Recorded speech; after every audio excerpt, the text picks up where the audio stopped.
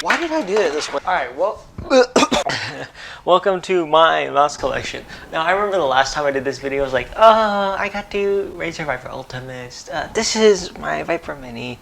It's a small but humble collection. Now this is a big but not humble collection. This is a big and scary addiction. So we're gonna go through each of these and yeah, basically the mistakes I've made. Now I'm not trying to flaunt my wealth or anything. In reality, I've never seen my bank account have 2 digits before. In fact, I've never seen it have 4 digits. Or 3. You know what, never mind that. But yeah, we're gonna look at everything. So first off, let's start on the most interesting things. We're gonna start on this trio. This is a Hot-ES wireless, a G33 Piranha, and a G Pro Superlight. And for this one was actually sent to Vessel, so I didn't pay like retail for this. It's a sample copy. For these two, I saw a G Pro Superlight for a decent price on mass market, like 120. I was like, hey, can you do 110? He's like, yeah, sure. And I got it for 110. And the day afterwards, I was like, yeah, dude, this is gonna be endgame. This is gonna be it. Because, you know, I heard a lot of good things about this, even though I already had a G Pro wireless, and the shape isn't that good in my opinion. And then this thing, literally I referenced this in my bad seed video. I wanted this thing for so long. The day after I saw this, and I still had the opportunity to cancel this invoice, right, for this G Pro Superlight. So I was like, you know what, should I get the G33 Piranha or the G Pro Superlight? I guess I'm getting both. So now I have both of them. Final Mouse Supreme 1. This is the first Final Mouse I've ever had.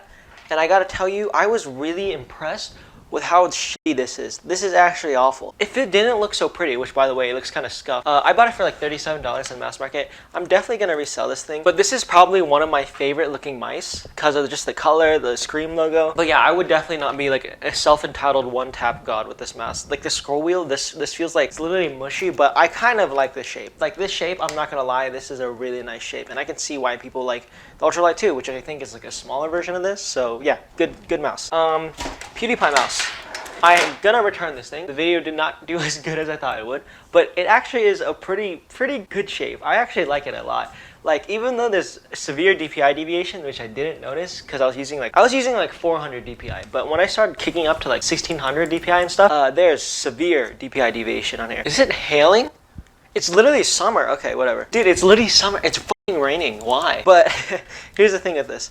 I got my 2 first aces in Valorant. 2 aces in one game with this mouse, which like, it's a nice shape, I gotta say. Like, just because it's OEM doesn't mean it's necessarily bad. OEM shapes can be pretty good, and this one is definitely pretty good. MM710.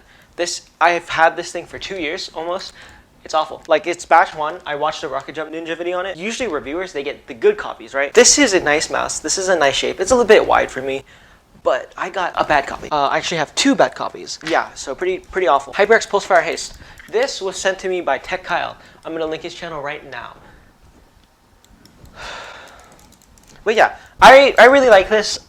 Just the DPI deviation throws me off, and this would be like this cable is probably like one of the nicer cables I've used on a stock mouse. Why is it raining? It's just a really nice mouse all around. I like the flat sides. The flat sides kind of resemble the WMO, which I didn't know was a rare thing until like people were like freaking out about it. I have one. It's like the shape is pretty good. It's just that this is very old, so like I guess I would have to try this shape with a different sensor in order to appreciate it, but still. You can notice they both have flat sides, but this one is more like, to the eye, it looks ambidextrous, but it's actually like a little bit ergo, if you can see it. The shape is very interesting. I like it, but just the DPI deviation throws me off. Death Out Early. My friend gave me this because he came over. He just started pulling stuff out of his backpack. He's like, oh, there's my Switch. Oh, there's my wallet. Oh, there's my Death Adder. I was like, can I have that? He's like, yeah, sure. So I have a Death Adder now. Is this the last one? XM1. This is probably like, there's very few mice that I would like to use, you know, for the rest of my life. And if there was one, it'd be the XM1. This is probably one of the nicer shapes that is just pretty extremely, I want to say safe, but it's still a very good shape. Like, I love this thing so much. I always perform really good with this thing. It's just that I like more, you know, intense shapes. It's not saying I don't like a shape. I just like intense shapes. But this mouse, if it can come up with a wireless one or an XM1 RV2, that would be lovely. All right, so that's it. Alright, that's it. Thanks for watching. My stuff is in the description. I'm gonna stream later, so go be there. I'm actually probably streaming right now. Go by right now and say, hey, Andrew sent me, and then I'll ban you. And my Twitter, Twitch, and Discord in the description. Use code AndrewPP at wprcards.com. I haven't said that in a while. Make sure to subscribe too. I'm actually still pretty small, so every little bit helps. Thanks for watching, and then thanks for helping me fund my addiction. Is it dead? Is this thing dead? Oh, it's just on the right monitor.